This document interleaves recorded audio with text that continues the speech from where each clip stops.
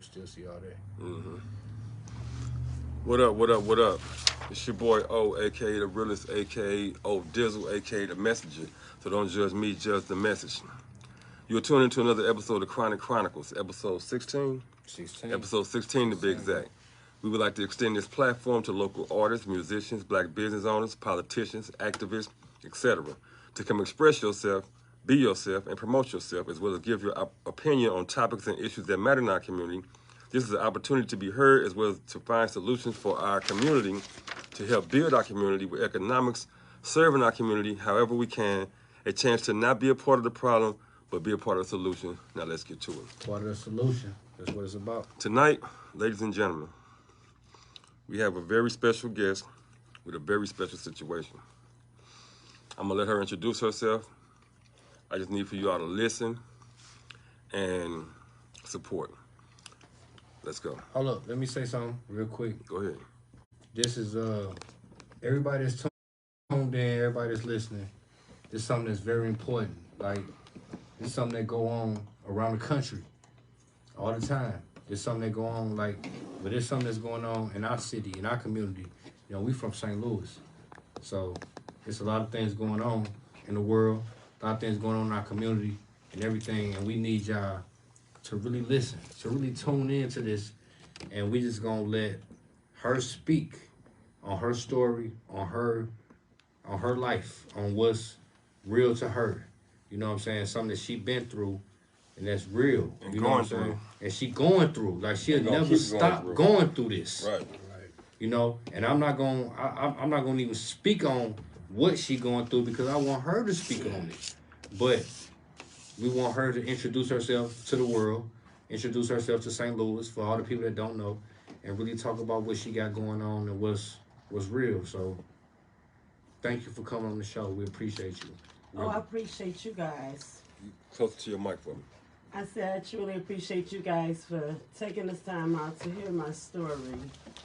Um, my name is Avis Henderson.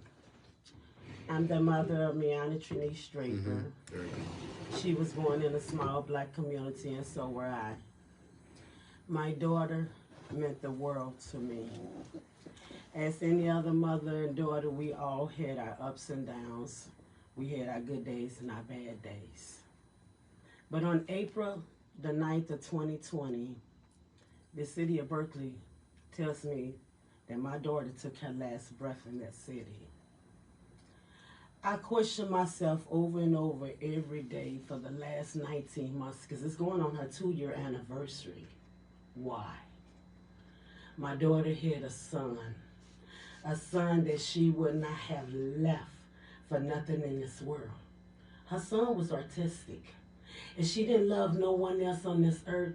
She loved me, her brothers, her stepdad, her grandma, and most of all, her son.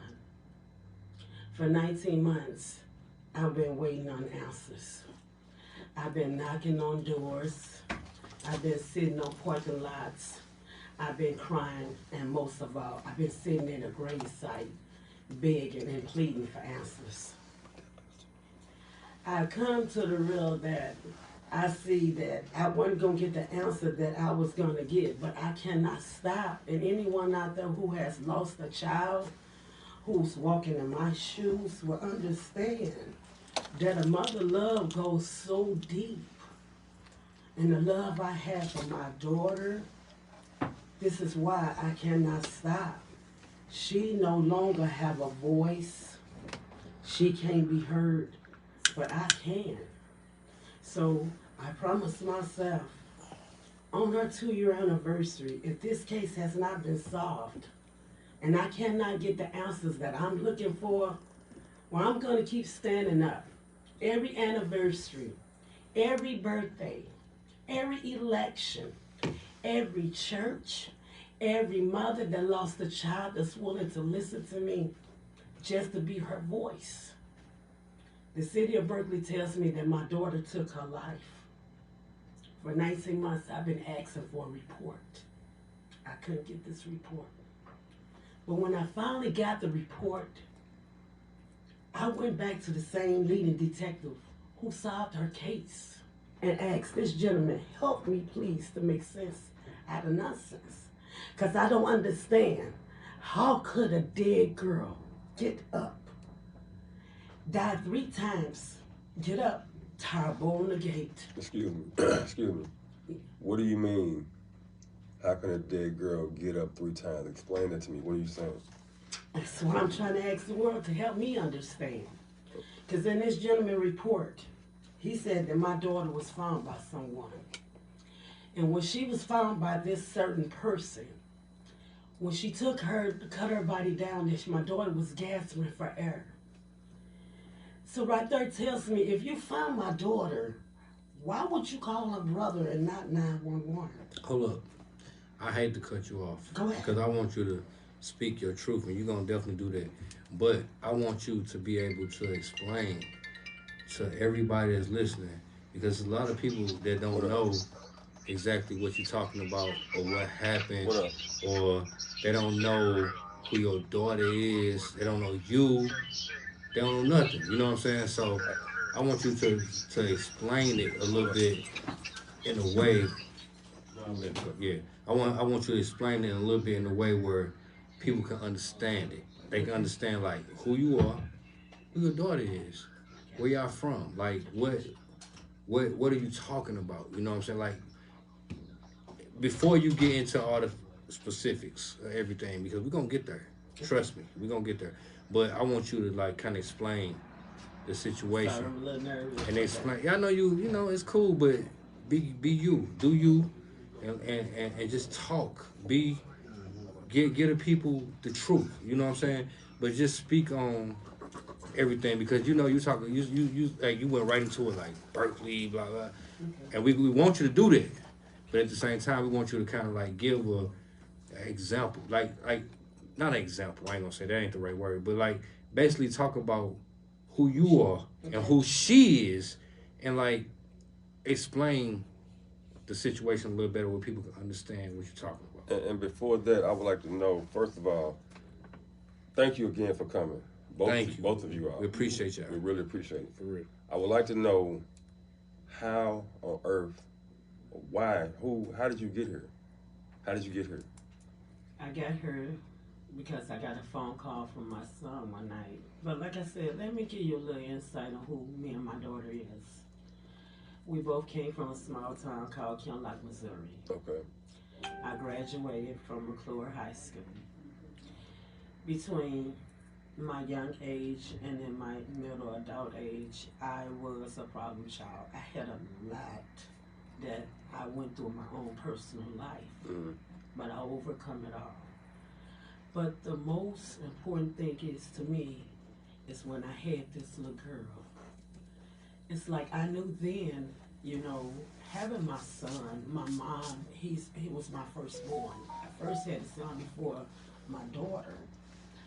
But my mom always stepped in to help, like she helped with the rest. But having this girl, she changed my life. I knew right then and there that I had to do whatever I had to do to become the mother that she needed. I never knew how difficult and how hard it was to raise this girl. But she was mine. That's all mattered to me. See, because after my daughter, it came some more girls. And unfortunately, none of them made it. But she made it. God allowed her to be with me for 29 years. Miana was the type of girl, it's like, if she tell you, I'm going to be there for you, her word was her bond. She also was the type of female who was like, if you come for her, she's going to answer you. So in a way, me and her both had the same attitudes. We bumped heads. But she loved me. She understood me like I understood her. When my daughter got pregnant, she knew that she wasn't ready to be a mom, but she loved her kid just as well as me. When I had that first kid, I hurried up and pushing them off on my mom. Like I said, when I had my daughter, I knew then it was time for me to stop running and to become a mom. I love this girl so much. It was not one day that she wouldn't call me. It was not one day that she would not go out of her way to make sure me and him, we had food. I never asked her why, how, or how did you get this? Only thing I ever said was thank you. I remember one day she wrote a letter. Because like I said, she was like any other average teenager. Her hormones was over the place. She wanted to run the household, and the stuff didn't go her way. Well, everyone was going to pay for it. Well, after her death, I never knew about this letter. She wrote me this letter. Part of the letter she did post on Facebook. She said, Mom, I'm sorry. I was the biggest bitch to you. And if I can go back and take it back, I would. I lived with that saying in that letter for so long because I always wanted to tell you, no, you wasn't. You was no different than I was. I, too, took my mother through. You was just being a kid. Right. You was being a girl who did not know how to express herself through words, but through anger. But she also was like me. If she said she was going to be there for you, she was going to be there. If she said that she was going to help take care of your kids, it wasn't a question in her mind. She going to buy your kid diapers. If you said you was hungry, I'm on my way. That's the type of person she was. She was just like me. It was nothing that she didn't love. It's just, what gets me so much is that this little baby that I gave life, the smile. Her smile was so big that it would brighten any room. Everyone in the world knew her by the smile. No matter if she was down, sad, or angry, she always held on to that smile. And So- that's what she left me with. That's beautiful, man. If with what happened, and we're gonna get into everything, but I just want to ask you this: do you feel like she was murdered? Yes. Yes. Every mother knows their child. For 19 months, it has been tried to been drilled in my head. Let it go. Yeah. She killed herself. I have cried. I stopped eating. I questioned God upstairs. Because I don't care what nobody on this earth say. Everybody knows their child. Right. I know my children. Right. My daughter will move this world if you hurt her mother, her son. Her son meant the world to her. That's all she ever talk about. That wasn't even her first kid. But she was afraid to bring another kid in this world because that boy was born autistic. And she blamed herself. She was like, you know, I'm supposed to be a perfect kid. And I used to try to tell her, ain't none of us perfect, but he is perfect in his own way. So, you know, it was no reason for you to think because your kid was autistic that your next kid would have been too. She blamed herself for that. She always told me, Mom, I can't do it because I don't want my kids to grow up if anything ever happened to me and someone ever take advantage of them. And I'm not here to protect them. See, I knew then how much she loved him. Right. I knew then, it's like, you know how every mother always say, I can't wait till their child grow up and move out. Because then that's when my life starts over. Because I felt I did my part. I gotta let you go because if I don't allow you to fall and make your mistakes, I can't guarantee you that I'm always gonna be here to catch you. And so when she fell, I blame myself. Right. I blame myself for 19 months because I promised my daughter, if I let you go in this world, if you fall, if you believe in God, like you say you do, and like I do, you'll get back up. Right. So when I let her go, I'm not knowing that everything that she kept on the inside. And as a mother, I know how it is. Can I ask you something? I don't mean to Sure. cut you off. I'm sorry, but the relationship you have with God now, Did it come from this situation, or was it something before that to made you get that relationship with God? No, I changed my life over 20 some years ago. Okay. I gave myself to Christ. I want to give or take about 9 years ago. I kind of backslid about 19 months ago. But when I gave myself to Christ, I gave all of me. I will go and clean the church. If you told me to jump up in the church, I'm going to jump. If you told me to go feed everybody in the church, I'm going to do it. Because one thing I can say that in this journey of mine, it's something that I felt that I owe God. I have allowed this world to consume so much of me where I couldn't see past the hurt or the blindness as a kid and coming up. So I didn't want that for my children. So I figured if I get my life together, one day I'm going to look to my right and see every last one of my children sitting behind me. And then I can stand up and be that person and say, Father, job well done, because all of them is in church with me now, Lord. And that's all I ever wanted. I would never sit here to proclaim to be that perfect mother, because I'm far from it. I use my children to teach me how to be a mother, because there was never a book written. As far as I'm concerned, I always thought, if I go to work, if I put them in nice clothes, if I kept her hair done and sent her out there, if I went to her counselor's meeting, well, then my job was done. Not knowing on the inside, she hurt, and I failed to listen. See, because I never understand the most important thing on this earth that you can give your child is just an ear, just to listen, just to know what's going on in their everyday life. See, as parents, and I'm not going to say as black people, because then I'll be contradicting myself, as all nationality, we fail our children. They cry out so many ways for help, and we miss the red flags. See, and like for me, example, when she was coming up, when she was going through her fights in school, so my thing was, baby girl, put some socks, put some locks down in your a sock, you wrap it up, and you go crazy. But what I should have been doing was going to business school and bringing parents together to find out what's the problem. But see, I was brought up in a town where you fight with your hands and not with your mouth. So if you compromise, I'm going to come for you. And that's the way I taught my daughter. So I felt a part of me felt her. Okay. And that's deep. That's real. And I know a lot of black mothers and a lot of black men, as we are, we feel you. Because I feel you. Like, I understand what you're saying.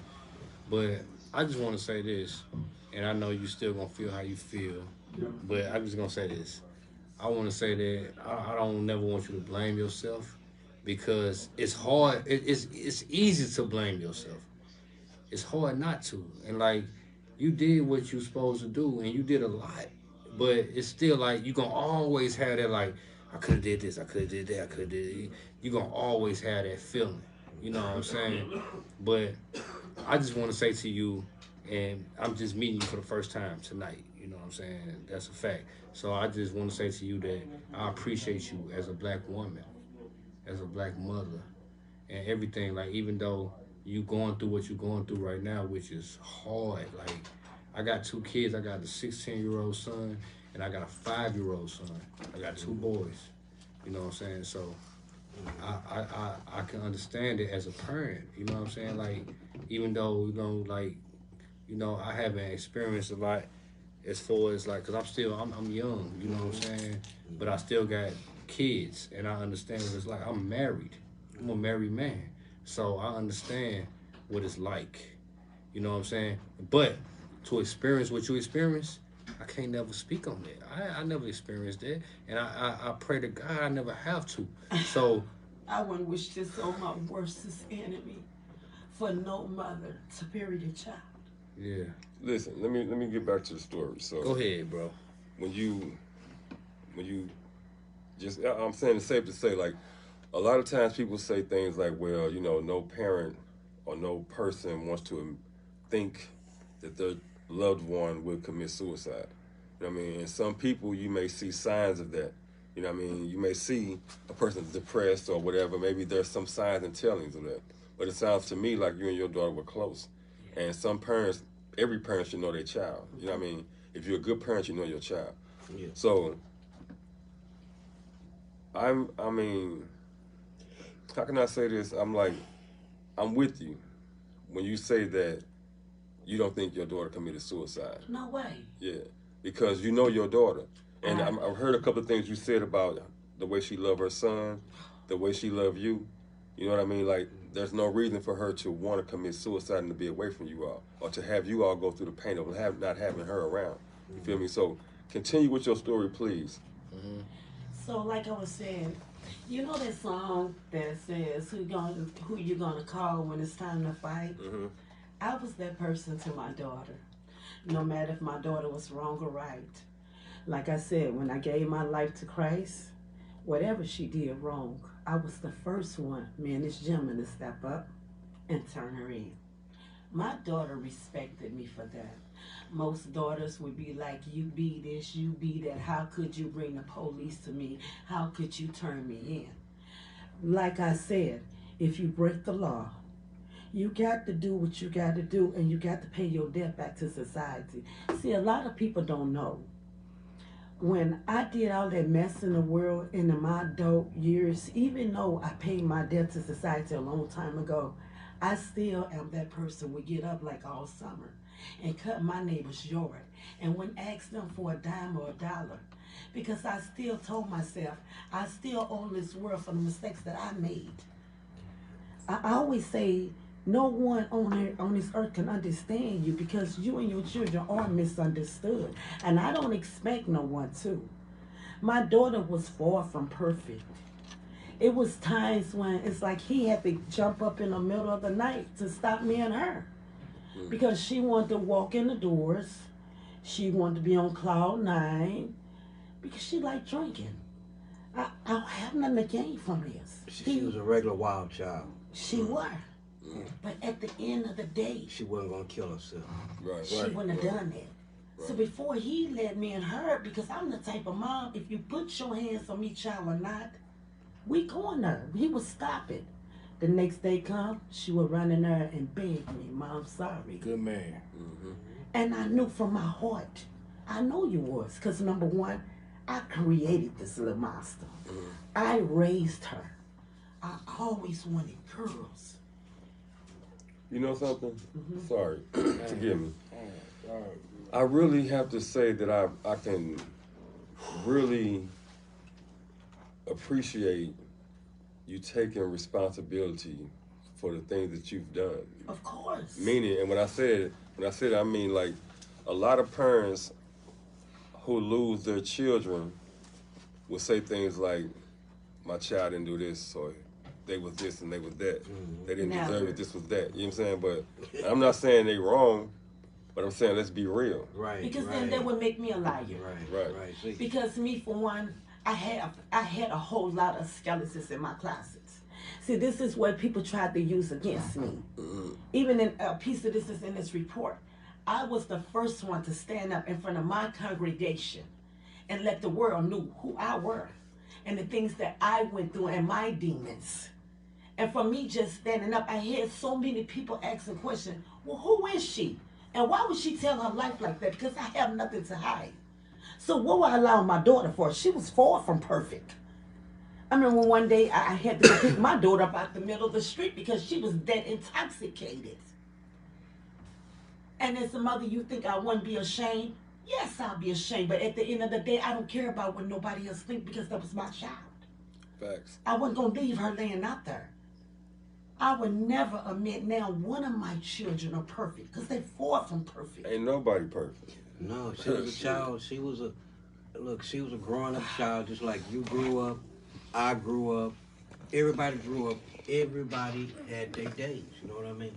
She was a good girl. She was a good girl, but she was also a bad girl. She wasn't. In other words, she wasn't no joke. She wasn't going out and sticking a gun in your face and rob you. No, you know. But if you stuck a gun in her face, she's gonna try to take it and do something to you with it. But Right. at the same time, she's still a good girl. Two reasons why I know she wouldn't do it. It was it was physically impossible for her to hang herself for one. That's what I want to talk about. Let's She get to wouldn't the have done story. Yeah, go ahead. So Yeah, we gonna yeah. We don't get to that. That's deep. Whenever you guys ready, shoot No, questions. no, we want going you there. to I just talk. wanted to. We want y'all to be freely Hold up. talking about what y'all Yeah. feeling. You feel me? Okay. And I just wanted to let me Yeah. say that I just wanted to speak like that's why I was kind of like getting like a background a little bit because Okay. I want people to understand Oh my because God. you know like most people in our situations we all grew up the same way. Yeah. We grew up in the same environments. We grew up with the same teachings and everything. So I want people to get an understanding of you and your family and like and Sure. so they can relate to it. This is And my then thing. go into the real story Okay. about it. You know. This is my thing. I'm not one of them parents that's gonna sit here and portray that my child, my son, including myself, was perfect, because we wasn't. I'm not gonna sit here and say that I raised an angel, because I didn't. I taught my daughter from day one, from the time she can ball up a fence. If someone hit you, you knock them 6 feet under, then you come and get me and I'll deal with it. Right. Like I said before, my daughter was kicked out of junior high. She was being picked on in school. I was the one who told her, you get a sock, you put some locks down in a sock, you put it in your book bag. And next time they come for you, you pull it out and you wrap it around your hands and you start swinging. And she did just that. She got 365 days. So I'm not going to be the one to sit here and say, did she ever break the law? Of course she did, more than once. Right. Am I proud of that? No. Right. Did I ever break the law? Yes, I did. Yes, we all did. Did I ever spend time in jail? I'm the first one to stand up in the world to say, I sure did. We all did. I did. I'm just gonna cut you off real quick. I'm just gonna say this and just keep going. I did 8.5 years in prison. There you go. I came home in 2016, January 19, 2016. I accomplished a lot since I've been home. I didn't got a degree. I did a lot of stuff. I've been home in 6 years. You know what I'm saying? I So don't want no one congrats ever on to that, think for sure. thank you, I'm bro. sitting here to trying to get something like, someone to feel sorry for. Right, it just lets you know to that get a none of pat that on the stuff back. matter. Because I don't care about that. It don't matter. I don't care about what you know about me or my child, because it's free public records if you really want to be honest. Right. If you want to pull anything, pull it. Yeah. And it'll show you who she really was. Half of the time she thought she was a girl gangster. Half of the time this girl was a girl that seemed like she dropped clean out the heavens, heart this big. And when she gives, she will keep giving. This is how I know how much my daughter loved life. My daughter used to go to my mom's house. And if my mom needs something or not, she's gonna make sure that she done it anyway. She gonna pull the trash out. She gonna clean her house. She say, here, Mom, here go food stuff, go make sure my granny eat. If she came to our house, it can be a little bit stuff. She never asked no questions. She's coming back with food. This girl here, like I said, she was far from perfect. Did she make her mistakes? She sure did. Did she go to jail for what she did? She should have for whatever she done wrong. I would never ever tell the world that I had this awesome, perfect girl. But what I will tell the world, that she don't have to mean nothing to nobody at all.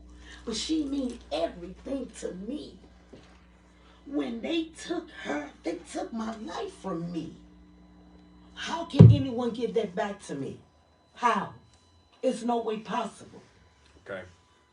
And to reach on that note right there, Yes, sir. I want you to like go into it and like, get her to go into like the story of what we here for and what's going on. You know what I'm saying? Because we gave a background, we gave a demonstration of what's going on. Y'all got an understanding of everything. So it's a real life story behind why we here. Mm-hmm. This is a real person we talking about. This ain't no movie. Right. This ain't no show, no TV show you watch on Netflix or whatever you watch. Right. It's real life. From where we from, St. Louis, Missouri. STL. The Loop, STL, 314. 314 day coming up in a couple days. Y'all know what it is. We're going to be celebrating. Everybody going to have their Cardinals jerseys on, and Blues jerseys, and old Rams jerseys and all that stuff, which is cool. Like we love our city. Yeah, But at the same time, when real stuff going on, we gotta talk about it. yeah. And there's something that's real that's going on. We need to talk about. Yeah. We about to get into it right now. Like So I'm gonna let. Yeah, real the talk. world used to be out for 10 cents a piece of paper. 10 cents of paper. The world would tell you everything back in the day. But that's what this should be just like. This is just like that. Yeah, it's what it is. It's real. Let them know for sure what it is. This real. This real life, man. This is emotional. This is something that's real, and Broke hearts. it's gonna be. You gonna. It's Can I heartfelt. say this to you? Yes, ma'am. What bothers me the most about this whole thing is that I put myself. Oh, pause for 1 second. I'm sorry. Before we do that, for people that just tuning in again, I want to do a recap so that people can understand what's going on. Okay. So again, real briefly, just go ahead and introduce yourself, who you are. Hi, my name is Avis Henderson. I'm the mother of Miana Trinice Draper. My daughter, Berkeley, says she took her last breath April the 9th of 2020. The reason for this is because my daughter no longer have a voice. So it's time for me to stand up and be her voice. And this is, who are you, sir? My stepfather, Cleveland Turner, got a hip raiser. I'm just wanting answers for her death. I'm not taking suicide things at all. Other than that, you know, it could be a lot of people out here just like us. I just want to get it out, let them know somebody here that is listening. Everybody is listening. So that's what we're here for today, you know, to get our voice heard. Yes, sir. Okay, so again, young lady, please continue. Okay, like I was saying, I wanted to make a statement, right? We so quick to yell and scream that Black Lives Matter, and I'm all for that. Because number one, I'm black. And number two, not only Black Lives Matter, but then all lives matter. How come it's when it's a black on black crime, when do those lives start matter? Where are the people standing and protesting and marching for all the people that died in this city out there? And all their cases just went cold. So, for the record, people, so we can understand again, her daughter was supposedly the victim of suicide in the city of Berkeley. And just for the record, is her death considered unsolved at this point in time? Okay. So, I want to say, I guess about a month after this, or before then, maybe a couple of weeks or something, her case was closed. They closed it out. They ruled it as suicide. I was shown a picture with a perfectly tied shoestring. Matter of fact, I brought you extra pictures if you need me to We recap definitely and want show to bring you. all that out. Yes, ma'am. Okay. Well, the detective, when he showed me the picture, and it's just like, me and her brother and my family members were stunned. Like, I'm looking at him like, are you serious? I said, yes, ma'am. We got all the evidence we need. Once again, I questioned my son over and over again. Because the way the overpass is made. You have pictures? Yes, sir, I do. I have a lot of them. My son was at the bottom.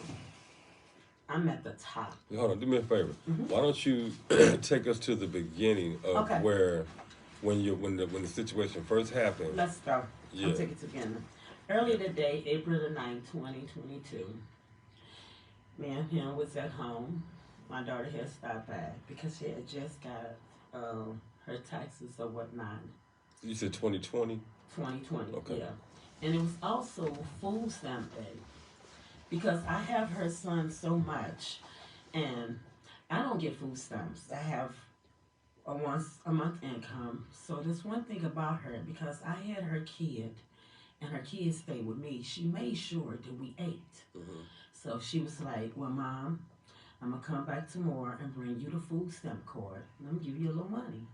We kissed and stuff. It was pretty outside that day. I said, fine, what are you finna do? Well, I'm finna go hang out.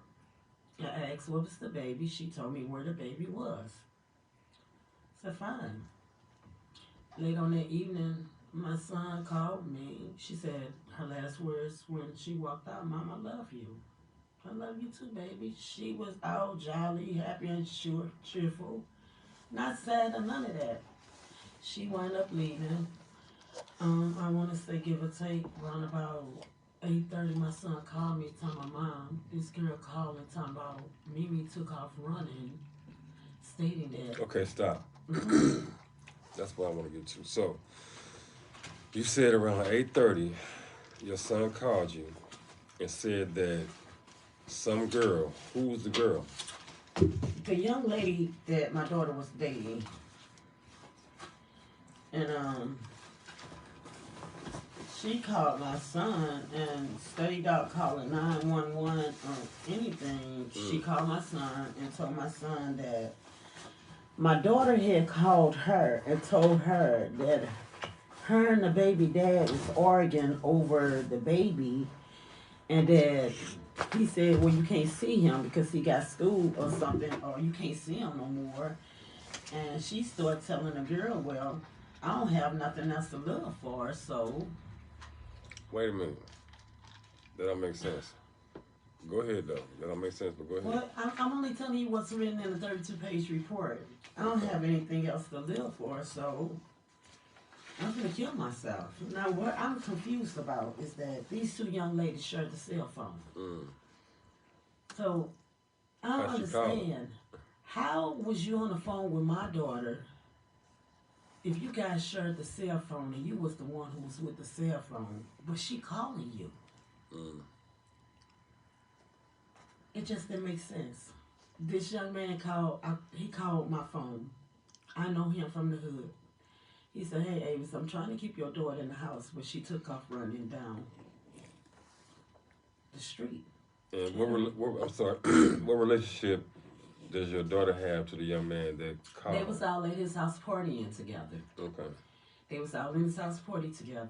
The young lady even stated herself that my daughter was so drunk, she never seen her that intoxicated. That's the whole thing that got me confused. Now, mind you, I've never been in the medical field. But I know one thing and two things for sure. If a human being body is that under the influence, You can't do no running. and if you say that she got all these narcotics in her system, you say she got cocaine, methamphetamine, marijuana, and alcohol. Hold on, I'm sorry. I'm just as you were saying things, I'm like calculating in my brain, checking the logic meter. Sometimes it sounds, but now I don't. So again, I'm just asking this question. First thing you said was that she was very intoxicated, Yes, sir. right? And I she took documented off it for you guys. and she took off running down the street. Yeah, but she stated in her report, she stated that her and a roommate, supposedly, went on here, decided to go home till she called my daughter. And when she called my daughter said, well, I don't have anything else to live for. So at that time, she decided to turn around. And by then, she made a phone call to my son. And she telling my son that my daughter told her that they was at an old place where they grew up at. It didn't make sense. Did none of it. And once again, like I stated in the report, she claiming she was running up Hanley Road Street. When she ran up the street, she saw my daughter hanging.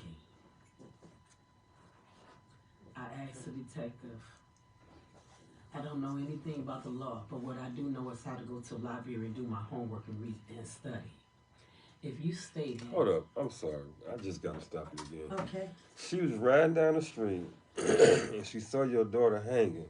So she saw her hanging. Nobody else saw her on Hanley.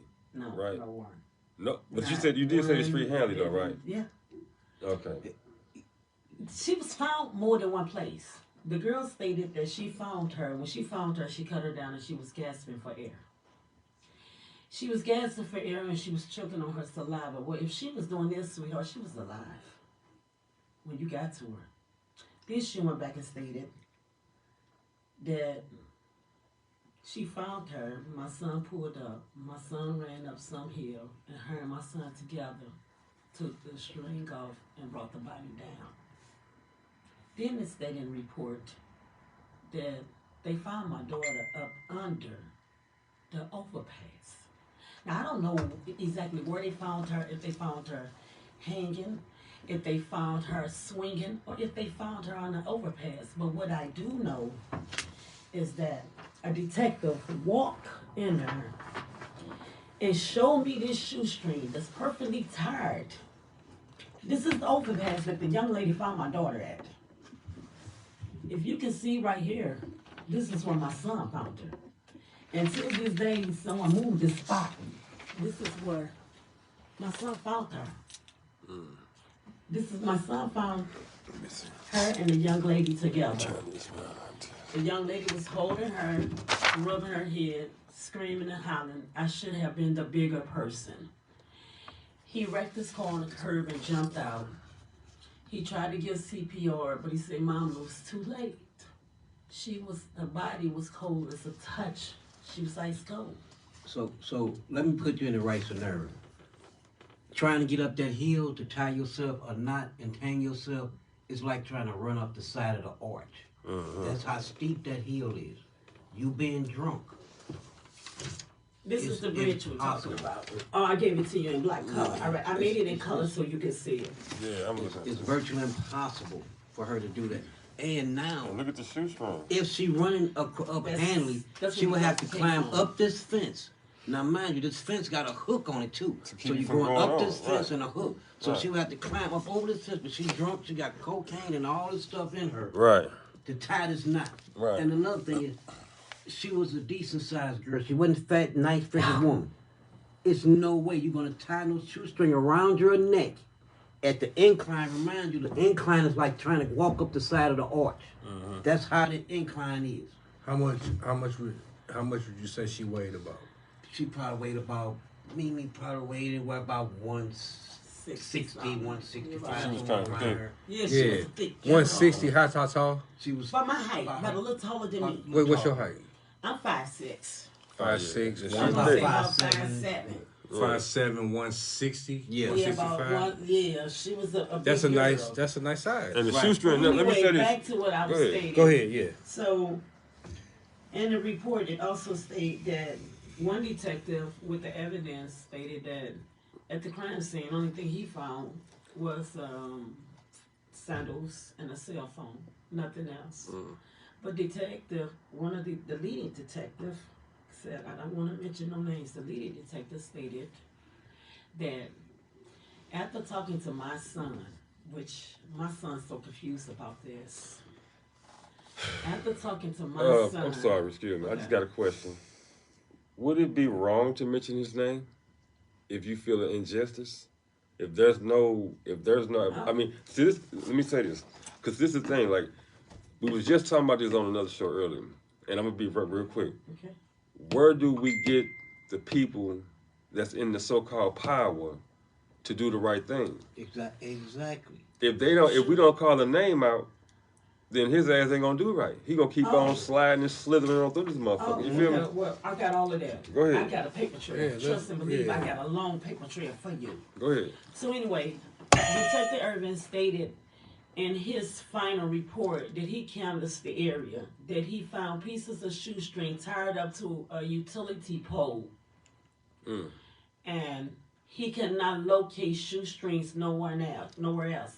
But he also stated in his report that my son stated, I pulled up, the young lady was holding my sister. She was ice cold to the touch, rubbing her head, screaming, I should have been a bigger person. He started to perform CPR. Now time, he stated he found no shoestring. The hospital couldn't find a shoestring. Hold on. I'm Okay. sorry. I gotta say this too, because now I'm going back to the conversation, to the phone call with the girl saying that she called her and said, I ain't got nothing to live for. I'm gonna kill myself, or whatever she's supposed to have said. The girl called the brother instead of the popos, okay? Now, in order for a body to go cold, it's got to be some hours to go past. Exactly. That's the whole. In other words, What she did this was man not. just say? She wasn't killed there where they found her at. She was killed somewhere else. Yeah, because another thing too And just off me hearing about everything, why would, if you find somebody in that situation, why wouldn't you call the police first? First, 911. 911 should be the first number that you call. It did say someone called dispatch. My son So that means called dispatch. That means she didn't call first. She never did. She called my son and said that your sister's saying she's finna kill herself. My son kept saying call 911. He called dispatch. Said she by her old house. Dispatch claimed that was not enough for them to go on. They couldn't locate Call him back. So he said some just told him turn down what badge. His call was so quiet. She never heard him pull up. Who is she? Karina. The girl that found her. That supposedly found her. Oh, her girlfriend. Okay. You gotta say these names and okay, like this so is the people young would know lady. exactly I what made you're a talking picture about. for you. This is the young lady who was last seen with her.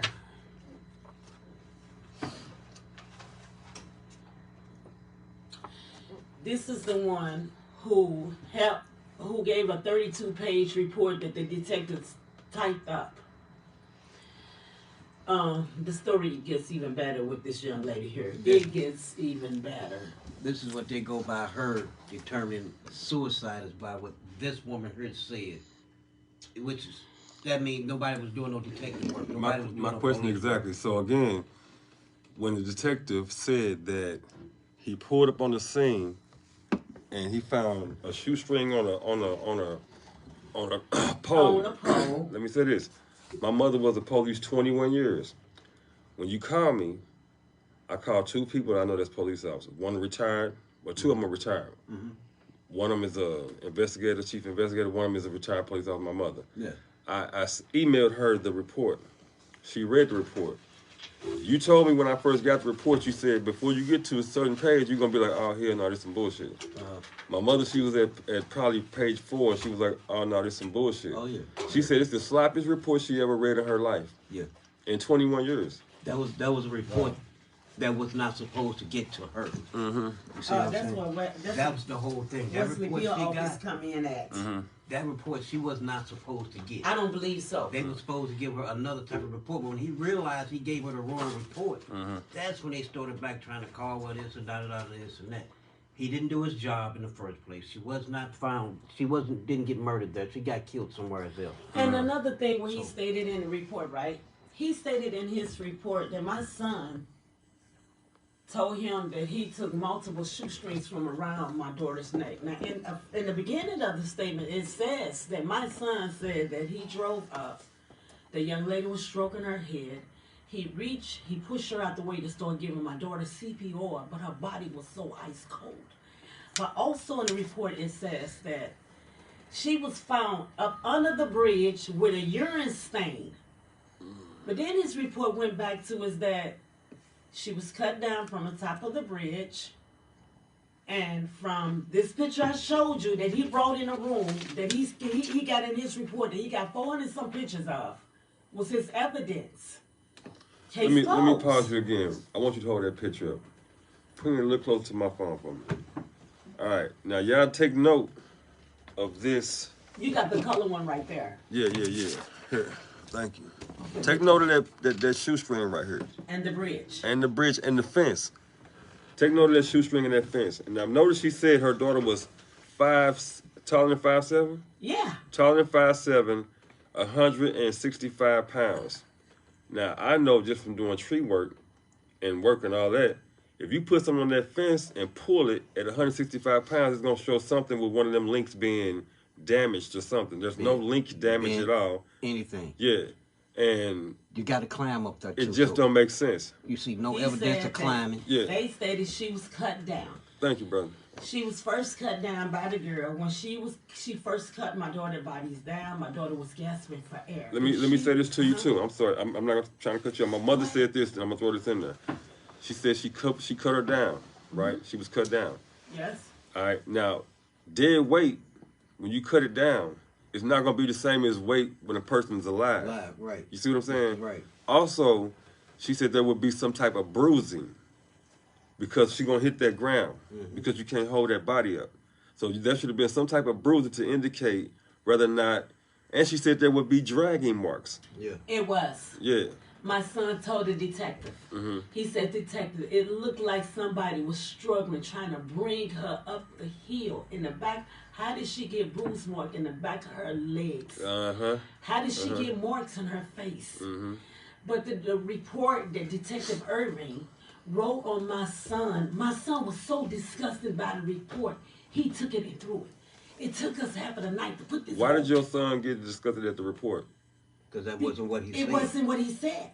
4 people was I in wish that he would have office. came. Oh. He just lost his kid. Mm. I didn't want to say. No, go ahead, son. Yeah. Continue with your baby. I want to ask you something. Sure. And I'm trying to be as sensitive as I can with this question, right? But you know your daughter. Yeah. It's your daughter. You know her. Sure. What is, like, why would you say that this is what they saying happened? Why is it something that you would say, nah, my daughter ain't do that? Nope. I know she ain't do that. What make you know that about your daughter? Because Mimi was the type of the female that she always thought in her head that she can rule this world. She knew that she had something to live for. She always put herself in like, I'm a boss. Exactly. You know, Yes. I'm the type of female where Right. if I want to work, I'll work. If I don't want to work, I don't have to work. Right. Either you like me or you don't like me. You take I care of play me by or you my ain't. rules Right. and nobody else's. Mimi was the type of girl like it can be 5 guys fighting her and she wouldn't back down from it. And don't let her be sober. You're gonna have to turn her up to get her off of you because she wouldn't stop. She just wouldn't.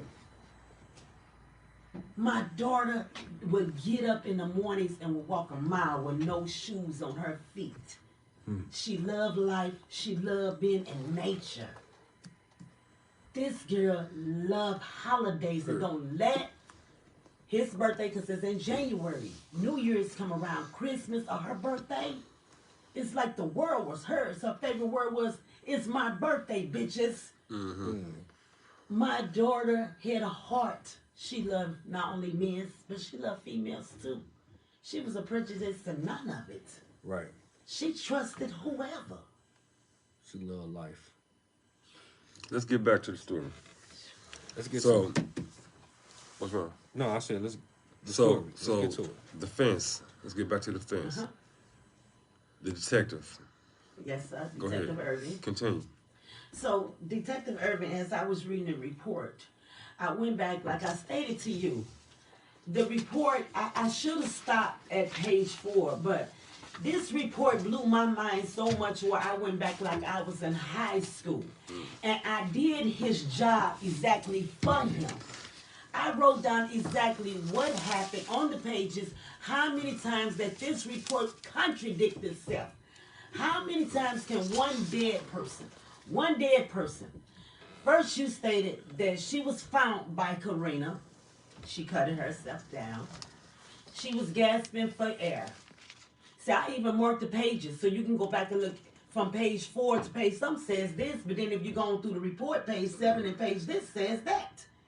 And then if you're going back to this page, it says this, it says that. So you tell me that her body was first located up under the bridge. All of you guys came to agreement. But then you said at the beginning that she was found hung.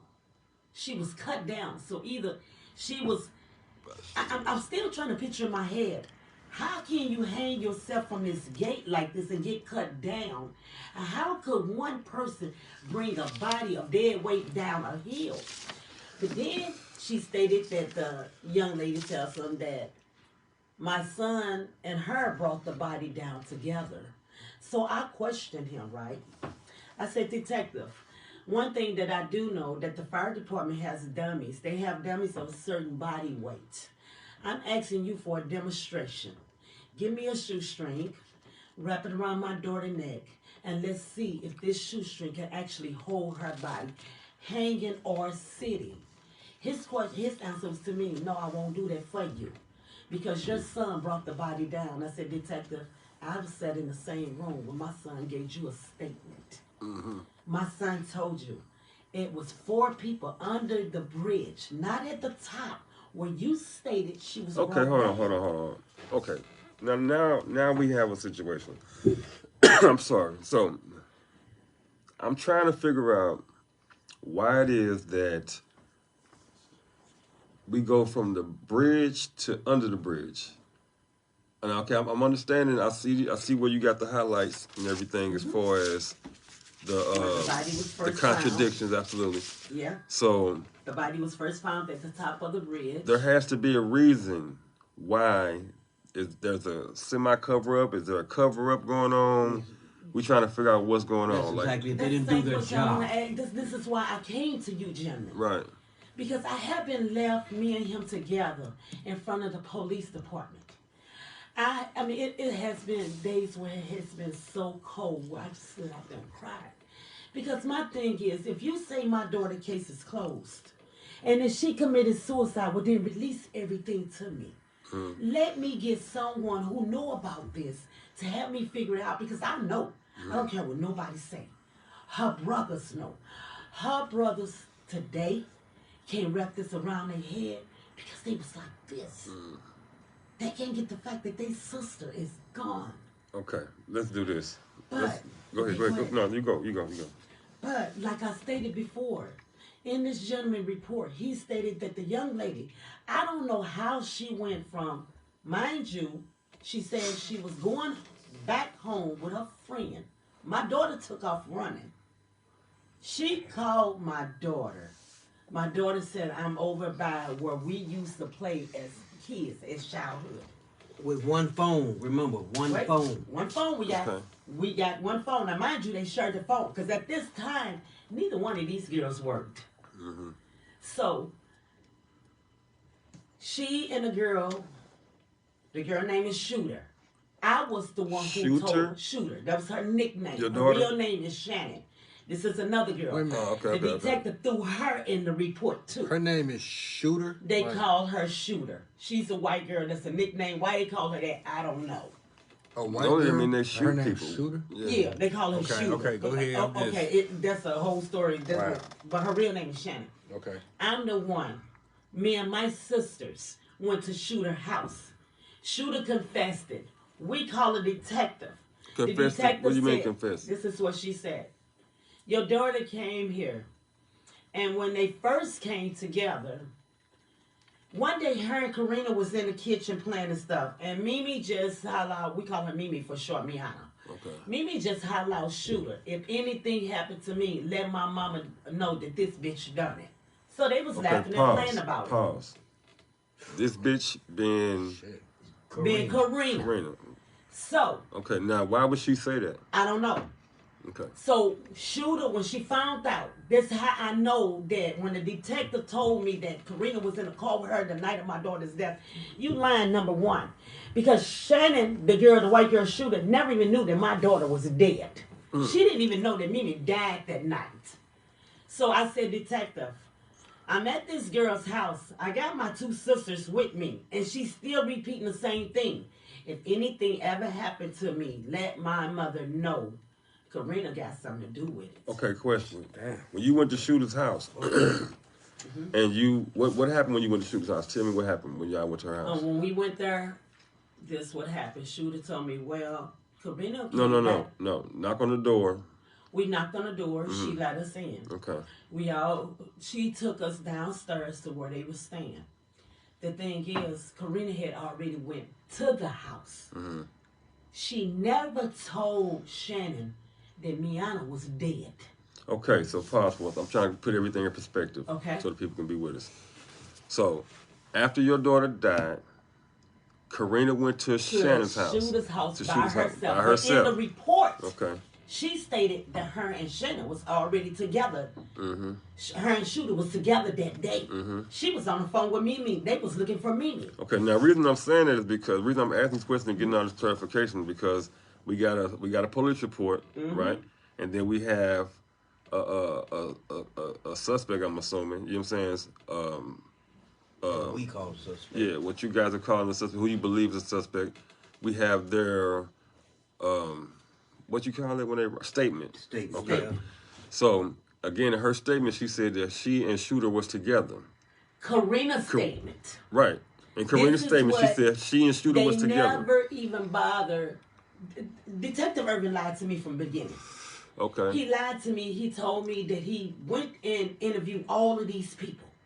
He interviewed, because in a statement, Karina says herself, it was only 2 people that was with me and her. Mm-hmm. One of them was, she was arguing with the baby daddy, and then me and her started arguing. She took off running. Me and the shooter left to go home. But she tells my son that her and Mimi was on the phone together. Mimi was hollering that I'm finna kill myself. I can't see my son no more. I don't have nothing to live for. But what I don't understand is that if you were in the car with this girl, where did you get out at? And what made you run up Hanley Road to notice a body? When I went up there just to visit her site, do you know how many cars stopped? Because these people thought that I was going to climb over the bridge to jump. Right. A white man made a U-turn. Ma'am, is there anything I can help you with? I said, no. This is where they said my daughter took her last breath. So this is what I don't get. This is a busy road. But then the story, I said, Detective, you missed everything. She gave you everything you needed to know. She told you when she first found her, she was gasping for air when she cut her down. That means you should have dialed 911. Because she had a chance at life.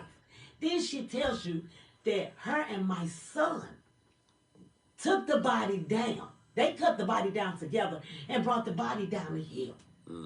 Then in your own report, it states that the body was found up under the bridge. So it sounds like under the bridge might be where they took her and killed her. No. In my opinion. No. I'm kind of thinking they try to get her up this hill, try to make like she hung herself. But Right. between this bridge and her running down Madison Street, my daughter's life ended. Somewhere on Airport Road, Madison, and Wabash. Somebody knows something. Because I'm thinking somewhere between there, it happened there, but it didn't happen up under that bridge. The bridge didn't have nothing to do with it. I don't That's believe just so that's either. a spot that was just hidden in a good Is location. there any way that you could drive up in that location? You can Yeah, drive you up in that can. location, but it's not busy. We You can stay roll down a the body street out from of there. it. You can roll a body out of there and And no one would never nothing. see you. know what I'm saying? This is the That's only something they place found. that someone can notice you at. Anyone. Can't no one in the world miss you because this is the main road. That's North This is Hanley where Road. he telling me that she was cut On the down. outside of the gate. You tell me, because Right. I can't get a clear understanding from it, and I can't get a clear understanding. Right. Because the report switched so many times. Right. Then it says in the report that he found pieces of string tied to a utility pole. But he canvassed the area and could not find string nowhere else. Didn't she have on flip-flops or something? Yeah. So So where the strings come from? okay, that's a good question. So in the report, another part of the report is stated that they found abandoned tennis shoes, flip-flops, cell phone, and no shoestring. So did they take the shoes as evidence and test the No. DNA? They allowed the young lady, Karina, to bring a pair of tennis shoes in there, stating that this may be the shoes that my Wait a daughter minute. killed Hold the herself fuck with. up. Oh, now I gotta ask this question. Does this woman, Karina, and this detective know each other or something? You know what? Who knows? Oh, All I know she's is- watching us live. This She detective. watching live? So, Maybe she want to join in. See if she'll join in. She watching us live. but See if she'll anyway, join in. Hi, Karina. You want to join in? But You anyway, wanna- Let's welcome, ask love. her some questions. Go ahead. what I want to do is this right here. What happened to her between the time she got to that bridge? Somebody brought her to that bridge. Uh-huh. Period. She too hit. There's no way she could have hung herself. String broke. She rolled down that hill. There's no I way. read the medical report. Can't happen. The medical report stated that she had cocaine, methamphetamine, marijuana, and alcohol. So how can you run or How even could- be you don't have the strength to convoluted even enough? pull a string like this. Invite her to come on to the thing. Is she watching the live accent? And you see the button She says wanna bring come her, on? She won't come on, but she's on there. bring her on camera. You could bring her on where she could be on there. Come on, We could hear her yeah. talking Yeah, live. let if her she tell her wanna- story. Tell her if she want to side. speak. Yeah, You your know what I'm side. saying? You know what's going on too. She might can Let's help go. us. Just let her She talk. might can help If us. she want to come Keep in it and real. talk, let her speak Yeah. her. That was Speak your her lady. Let me go back. I want to take you back. I'm sorry. Okay, go ahead. Let's go back to Shooter. Let's go back to Shooter's house. Right on. When you were at Shooter's house, go ahead. So my sister took me over there because they didn't want me to go by myself. So when we got to Shooter House, she welcomed us in and stuff. She went ahead and let me gather the little clothes that my daughter had left because, like I told you before, while my daughter laying stretched out on the table, this girl left the hospital. She gave whatever report to this one nurse that wrote the report outside. She didn't go in the hospital. She didn't do nothing. She didn't go to the police department. She didn't do none of that. She burnt out. So she went to Shooter House, I guess, to get her stuff. So back to the shoes, right? I didn't know nothing about that. The girl walked tennis shoes into the police department until I read the report. Because I called a detective myself. I said, Detective Irving, somebody rang my doorbell. It was like wee hours in the morning or whatever. So I got up. And there was this bag and this suitcase there. So me, you know, I watch too much TV. I'm not touching it. I'm going to call a detective. I put gloves on my hands. I'll call the detective. Detective said, Irving said, Avis, I'm on my way, Miss Henderson, I'm on my way down there. So when he gets down there, and he got it in his report that I did call him, stating that someone left my daughter things on there. So he gets down there, and the first thing he do is went through there. So I said, Detective, what are you doing? He said, I'm looking for shoestrings and tennis shoes. I said, oh. I said, Detective, but when I seen my daughter earlier that day, she had flip-flops. So back to this report, right? Wait a minute. I'm sorry. I'm trying to put things in order. Okay. Let's go back to the house with Shooter. We got to go with Shooter because Shooter's the one who said that she wasn't there. No. When Karina came back to the house the second time, she came alone. She didn't know all along if my daughter was in a car dead, Right. or she was somewhere else dead.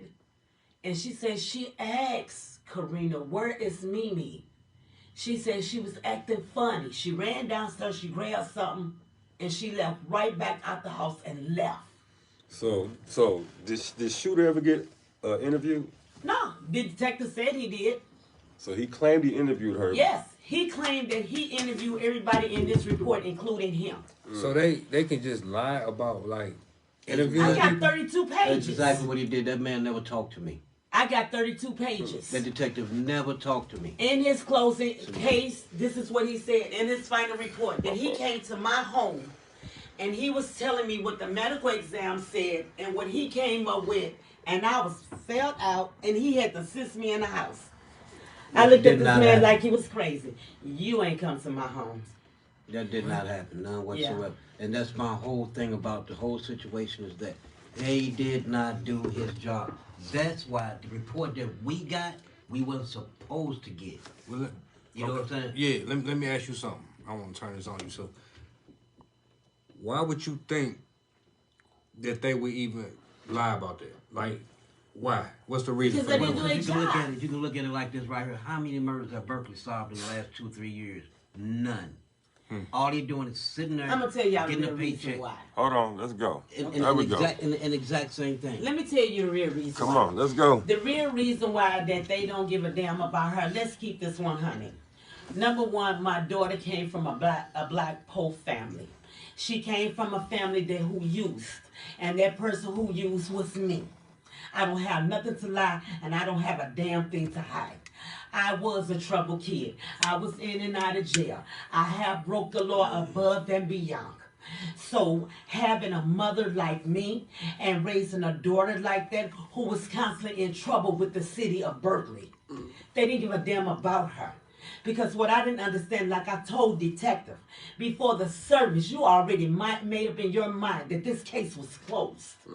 Like Because they do if- all cases in Berkeley, they got to do some If footwork. not, detective, They're gonna close you it up. told me personally yourself, you gave me your word in my front yard Well, it sounds to me like we need to get the attorney general involved. Exactly. You know, some higher up people, because Oh, if they're not well, let's serving get to murders, that thing, right? go ahead. So, like I said, they never expect no person like me, not me, because I came from Kinlock. I came from a broke down hood. Hold on. Kinlock, first black city. Shout out to Kinlock. Go ahead. There you go. So let's get down to this. Like I said, I even so much, and I did everything these people asked me. It's a level of step that you have to take. So first thing they tell me that I had to do was reach out to Wesley Bell. Mm-hmm. He's the attorney. He's the prosecuting attorney of everything in North County. Mm-hmm. I not only reached out to Wesley Bell's,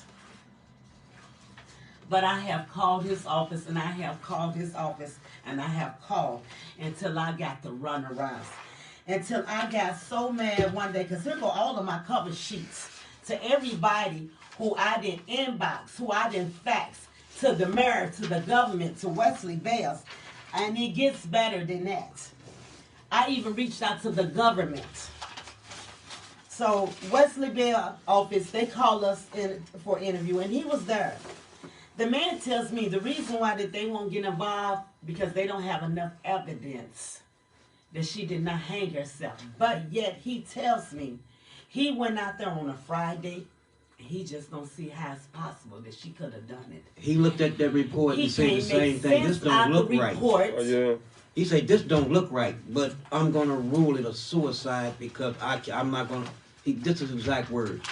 I'm not going to reopen this case because I agree what's in this report. But then you said to us sitting at the table that this didn't look right, but you don't want to reopen the case. This was the chief investigating officer for Wesley Bell. Keenan Richardson. The same man, This is his Wesley Bell, words. he came to the public to vote him in. But he cannot take a few minutes to speak with someone from the public. What hurted me the most, he said he just had another young lady out there from the city of Berkeley who's going through the same thing, trying to get justice for her child. And she can't get justice because they can't make sense out of Berkeley's report. Well, then I say to Wesley Bell, sir, we got a problem. You came into office stating that you was here for the people. I even went out my way to talk to the mayor of Berkeley. How I got his attention, how I got Wesley. What's the mayor's of Berkeley's name? Yeah, I can't even pronounce his man's name, but I got his information. He's Nigerian. Hold I'm on. gonna look him up. Yes, sir, He was he's a principal Nigerian. for Sean High School for a while before he I don't. became mayor. That's on my phone. Yeah, what's his name? We need to know his name. I got it on my phone, and you're gonna be Mayor shocked of and Berkeley, amazed Missouri. about how many times that I have texted this gentleman. Yeah. I even got a call log in my phone. How many times I called him? This gentleman, the mayor of Berkeley, called me back. His words was to me, I care. I care for the people in Berkeley. His name I is never knew is Deinbodo. You care for the people in Berkeley. Babatunde Diambo. There you go. Babatunde? Babatunde Oh, Diambo. my. Yes. He was a principal for Sean High School. Oh, here for you a go. while. This is the mayor of Berkeley. To show you that I am. Wait a minute. What's his name? What's his name? I can't pronounce his Babatunde name. Diabo. But here you go. That's to show you that I have faxed him, that I have hand deliver him paperwork. He promised me. He said that I can assure you that Art Jackson, the sergeant that's over Detective Urban, who had to sign off on the report, that we can sit down and have a meeting. So when I tell this gentleman about the meeting, he asked me who I was want to come to the meeting. When I say the people, automatically he said no. I will allow you a meeting only with you, myself. I don't have anything to do with the mayor and her stepdad, and that's it. But for 19 months, I've been trying to get a meeting, and for 19 months, you've been telling me the same thing. She committed suicide and case closed. But now I was told the reason why that Chief Urban told me that he closed the case. The reason why he told me that he had to close the case because he had to do further investigation. You never did any investigation. You closed her case before she was even 6 feet under. I have nothing. I want her death certificate changed. I want her case to reopen. And I want the people who's responsible for my daughter's death to be brought to justice. Because she did not deserve to die the way she did. It's that simple. Why, if Black Lives Matter so much, well then why my daughter's life don't mean nothing? This man talked to me on the phone and he told me, he gave me his word. I promise you. I even talked to my wife about it. And she felt so bad. I feel so sorry for you. And I talked to the same man. The same man. At the same time, he told me he would call me back within an hour for a meeting to set up what time to meet with the chief and the Sergeant Irving. He never did. He probably called him and they got questions, whatnot, blah, blah, blah. So that's when he wanted to stop answering the phone, don't want to help. But he's more responsible to it than anybody because he's one person that can open it up is the city manager of the city, and that would be the mayor. He would be able to open his case back up. I was told if I do this podcast that I will, what did he say? Putting a discredit to the city. Discredit to the city. I didn't write your report. Hold on. Fuck that city if y'all ain't fucking with my people. Who said that? If y'all don't want to solve Detective Irving, if I want help from him, I'm going to come in his office and sit down and be quiet about it. Yeah. Go ahead. So I'm thinking like, I would never discredit no city. Only thing I ask one thing from you. This young lady came in there and wrote a book. And then the thing about it, you had control over your e-pen. This lady, Karina, she told this man so much, she even told the man, well, you know, her mom is an alcoholic and a drunk. Okay, a drug addict. Wait a minute. Now I got another question because I'm trying to figure out why it is that she wants to discredit you in the first place. Like, what does that have to do with the whole suicide, if that's what it is? I don't know, because I never took a drink with this young lady, and I never sat down and done anything with this woman. Okay. I never did no drugs. Okay. Nothing. But I asked Detective Irvin, I said, you control your e-pen, you control the computer. What made you decide to type this up, to put this in your report? I'm confused with that. Did you not do this so that you can make me look bad? I stood up in front of a congregation, in front of the world, and told them about my life because I'm not ashamed. But your whatever's going on with you, it don't have anything to do with my daughter's death. Right. So he did tell me I could come in and pick up evidence. He said the only thing that he has for me is a pair of tennis shoes and a pair of flip-flops. But did the tennis shoes belong to your daughter? No, them the tennis shoes that the girl brought into the office. Okay, so let's get back to the girl shooter at the girl shooter's house, right?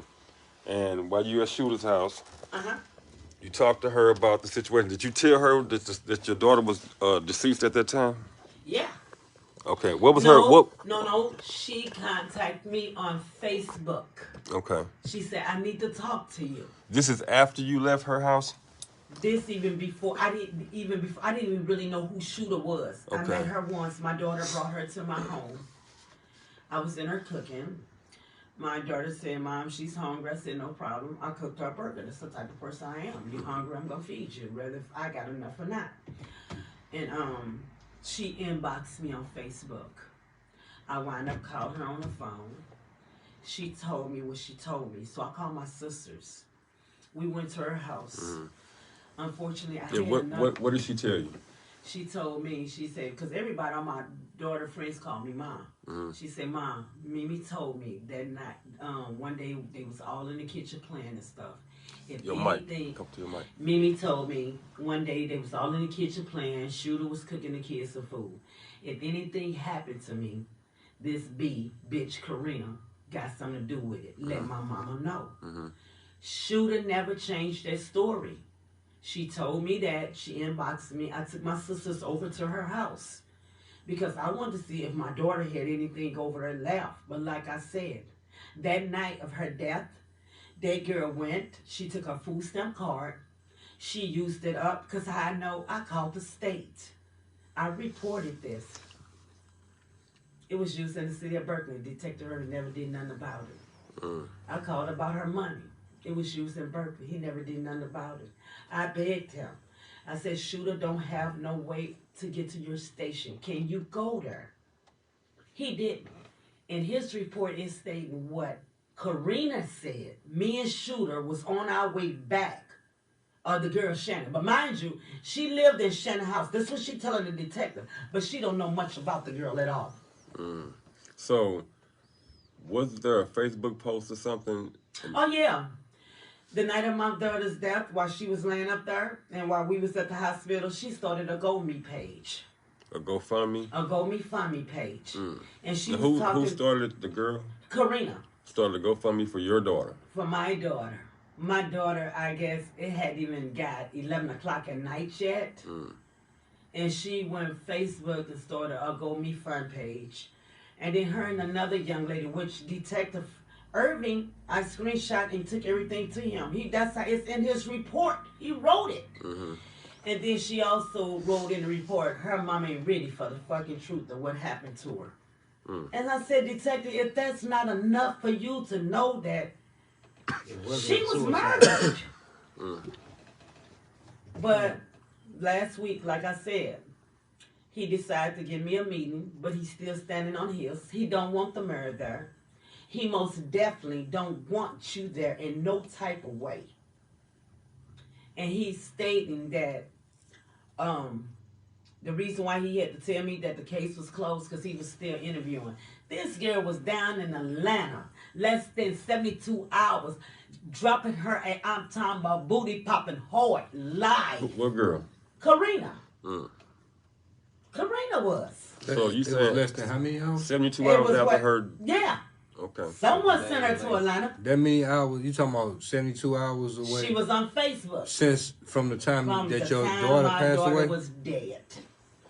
Now, if this is your girlfriend, Wait a minute. This the same girl you telling me. Wait a minute. The girl that just tuned in on your Facebook Live. You telling me that she was in Atlanta less than 72 hours after your daughter passed. The same girl who started the GoFundMe page. yes, sir. And she said living her best life. Yeah. And she back here now. She's back here now. And so where Hey, you gonna tap back in though? Cause you just tapped in, like tap back in. You can speak on whatever. You know what I'm saying? Nah, Like, I don't know how I'm she's just on saying the we give everybody opportunity Help because somebody. everybody, you know, Find everybody out got who their loves your own. girlfriend. Everybody Yeah. got their You own love sides her to the so story. much. Hop So on if back in, tell the truth. What's up? You know. yeah, if your side of the story was different than what's being told, Then you then need you to should let it be be known. you should be willing to speak up for yourself. You know what I'm saying? And that's all I'm saying. Like you tapped in, tap back in, like call back in, and you can get on easily, and you can speak your truth if what's being said is not your truth. Exactly. Tell us what's going on because the detective's not doing it because he's fearing because he's scared right now because he didn't do his job. That's the whole thing about it. He didn't do his job. You know what I'm saying? So This story and is mind crazy. you now, the detective wasn't the responding officer. It was a patrolman that went to the initial call, not the detective. So what the detective talking about he scraped up, we don't know. But like I said, the report that we got, we wasn't supposed to get that. That was supposed to be rewritten and then given to her. You know what I'm saying? Right. But it wasn't. She was on him on, and I guess he just found something and threw it together. But he didn't. We wasn't supposed to get that. We wasn't supposed to get that. Period. But what don't make sense to us is that the chief investigating officer, whatever his name is, the assistant to Wesley Bell, the chief investigating officer, said he went to the scene. He see no other reason to change the report. Well, he said the report looked weird himself, but he said he's going to leave a rule of suicide. Now, take that suicide off of my stepdaughter's name because she didn't kill herself. She would not do that. You know, she didn't have no reason to do that. She just left the house with $1,600 in her pocket, happy as hell. You know what I mean? No problem. Left us money. It just, and then all of a sudden, she turned up dead. No, wasn't no one girl whooping Mimi. Wasn't no two girls gonna whoop her. You know what I mean? So that's why I figured some man had to be involved in it some kind of way. I don't know. I don't care how. She was on whatever they said she was on. Plus she was drunk. They never seen her this drunk. But Mimi, I'd seen Mimi drunk as a skunk. You know what I mean? Right. And never talked about killing herself. So and besides, if she gonna kill herself, why is she gonna waste her breath trying to climb up a fence this way, then climb over tie her neck down when she had a gun when she just put it to her head and pulled the trigger. You know, Right. she kept a pistol on her. You know, so come on. You know, Wow. these people not doing their job. That's the whole problem. The mayor didn't know nothing about it. Yeah. That my daughter was killed in his town. He didn't know nothing about it. That's why I said you was just somebody who was voted in to take a place to do paperwork. Well, You don't even know the city. maybe they look at it like, oh, okay, they saying it's a suicide, right? So They maybe, saying it's a maybe suicide. right? They saying it. Right. I'm going off what they thinking, right? So they saying it's a suicide, and then he might be looking at it like it's a suicide. It's a You know suicide. what I'm saying? Well, It's just write it off. Yeah, you know, right. Let me go finish paying these bills that we can pay, and But y'all then, like put when them you under the start, rug. when y'all start speaking out on Speaking it, out on it, the then he whole start family, wondering. and they like, dang, well, what they talking about? Like, What's going on? What and- happened here? Yeah, But he said he didn't know about it, but he knew about it. You know, Right. he had to know about something. You know what I mean? I know the detective Irvin is probably trying to hide stuff, whatever he is. I don't know what the problem what's is. that? What's that man's name again? Detective Irvin. No, the mayor, De Blablo something. I can't even pronounce it. Babatunde. Yeah, Babatunde. I can't even pronounce Yeah. it. And be honest with you, I never heard of the man before in my life until this whole situation started. You know, so what he did for the city, I don't know. I mean, Yeah. who know? I mean, Yeah. what have they done lately? Put it like that right Well, there. I'm gonna say something when everybody else come back. I'm Yeah. gonna say something. I'm gonna say something a little bit because It kind of upset me that how they, you know, just played the whole thing. You know, it don't make sense. It don't make no sense. They know it don't make sense. They don't want to reopen the case because they have to do some real work then. But Right. it's too late because they done screwed over out a bunch of the evidence. Uh, the patrolman, whoever went to the scene of the place, because what did he find? We don't know. I don't know what this urban found. I don't know what this patrolman found. So you Right. know, but one thing, she wasn't hung from that bridge. We know that. You know? Right. She was brought to that spot. Period. So that's how I see it. All right. wow. Go ahead, oh, what you got? Well, so again, getting back to let's deal with some evidence and some I don't know if we can call them facts at this point, but let's just call it evidence or the police statement. Let's deal with that. So the police statement, we found several things that are inconclusive in the statement. Again, I told you I talked to my mother, who was the police 21 years, who said it was the worst police report she has ever seen in her life. Real quick, shout out to old mama because she was a police officer, a black woman for 21 years Most in the city of definitely. St. Louis. That's crazy. Most Shout out to her. But go That's ahead. right. My Love you, father Mom. was Appreciate too. you. Yeah, You shout know, out. city police officer. Yeah. That's amazing. Shout out to them, man, for even being able to go through that Yeah. and deal with that system that you know that is crazy with them being black people under. But that's a whole nother story. But go ahead. Especially being a woman. Exactly. She was actually one of the first black female police officers in the city of St. Louis. That's good. That's a good deal, right? Okay, so Go ahead. excuse me. I'm listening to the story, and I read the report, and it sounds to me like, I mean, I'm trying to remain as biased as possible because again, I'm no lawyer, I'm no judge, no police officer, detective, none of that.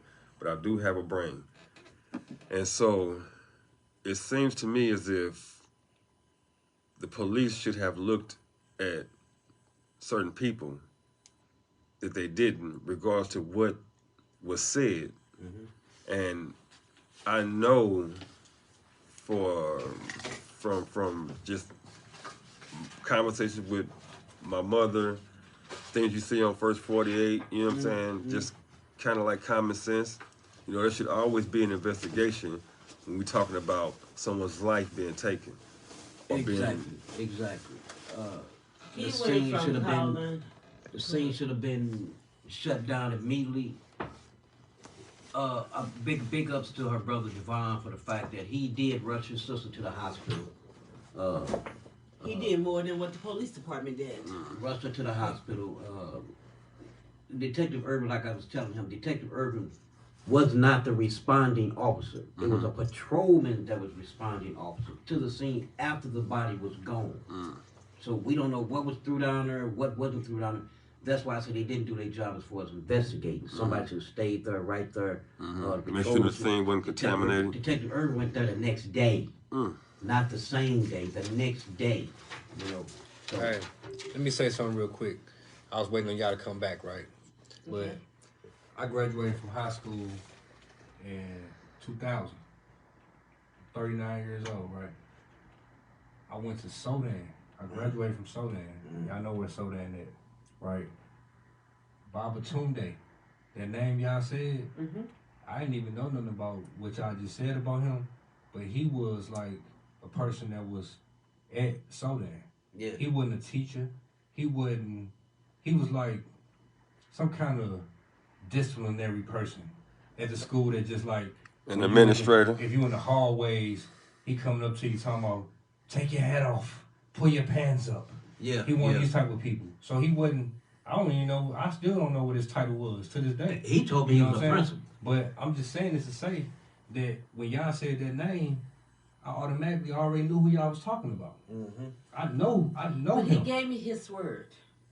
And I even went and posted it on Facebook on my page. I even put his picture up there. I said, Mayor, your word was that I even discussed this case with my wife. I feel sorry for you. And I promise you, he didn't even know that my daughter was even, that died in his city. Right. How are you running a city and you don't know what's going on? That's I a not problem. only have a death of my child, but my son has OD'd 10 times in this city. It's like you can drive down Berkeley Airport Road, and it's like you can find and get whatever you want. How do you not know that this is going on in your city? How do you have officers sitting on the side and watching these black people ODing? Because see, what they think they doing, they not smoking no cocaine.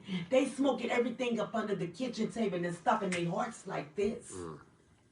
I'm confused. And then what you do, you guys call 911. You send them to DePaul's. You detox them, but yet you let them back on the same streets where they find their stuff at. Listen, I'm confused with it all.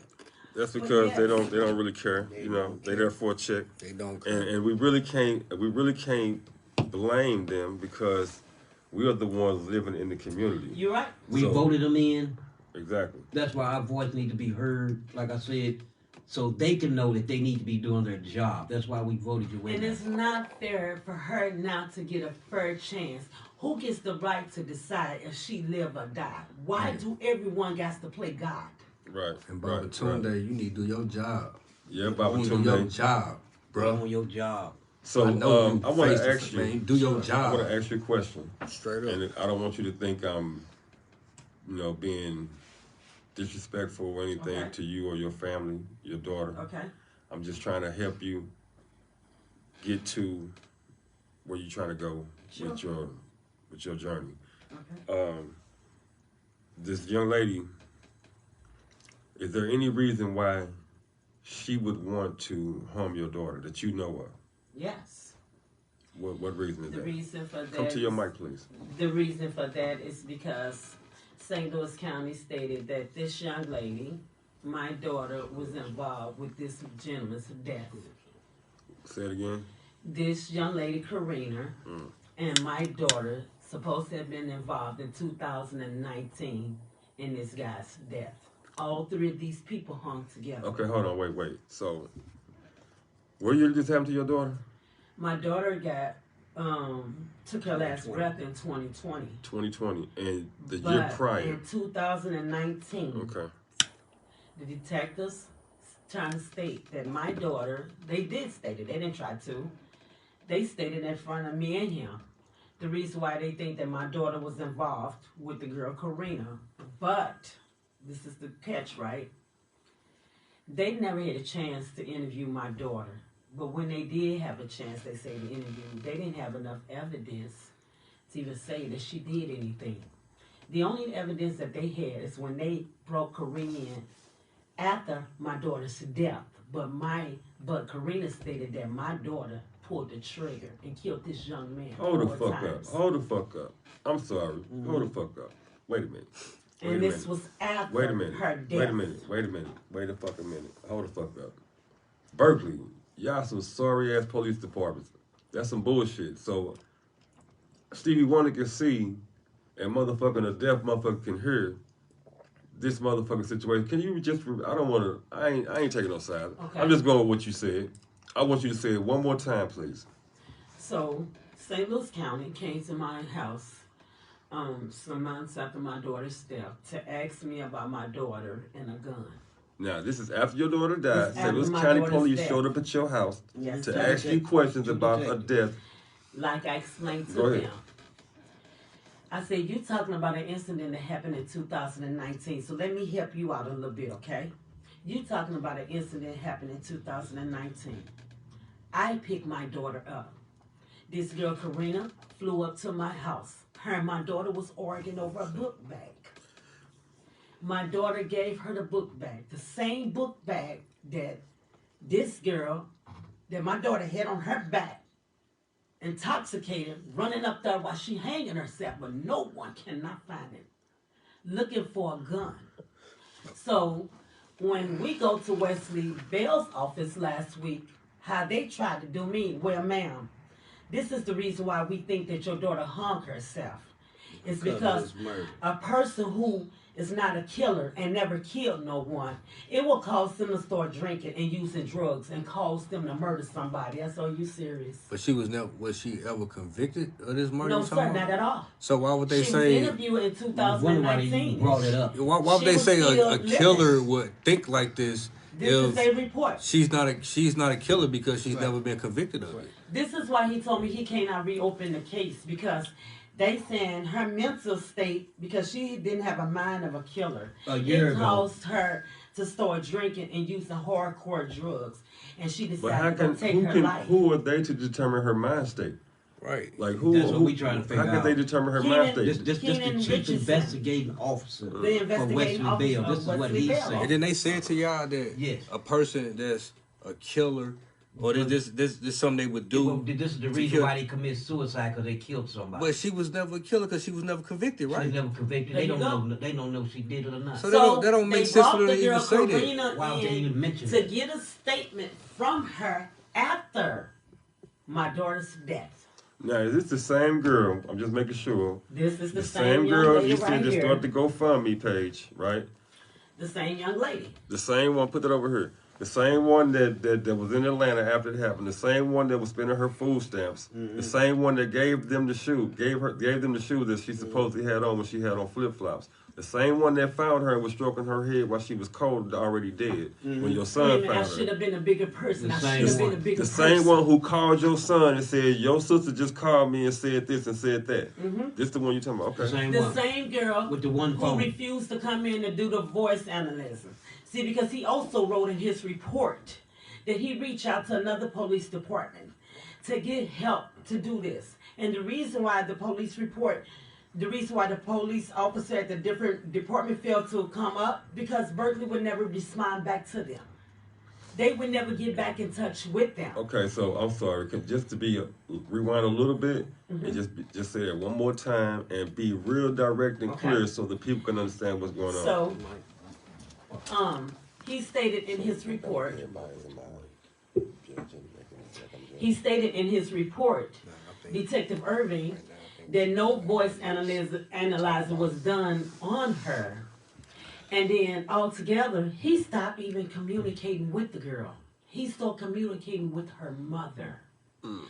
He said the reason why that she couldn't come in to get finished questioning, she felt uncomfortable about writing a statement. So this is why she gave a verbal statement. And he wrote it up, because she didn't feel comfortable about giving him no statement on my daughter at all. He never did no follow-up investigation about bringing her back in to do a voice stress test on her the next day or the night that she was murdered. The reason for that, he stated in his report, because she didn't have a babysitter, and then another part that she couldn't find a ride up there. But mind you, she have a car. He point blank didn't do no follow-up on anything. Nothing.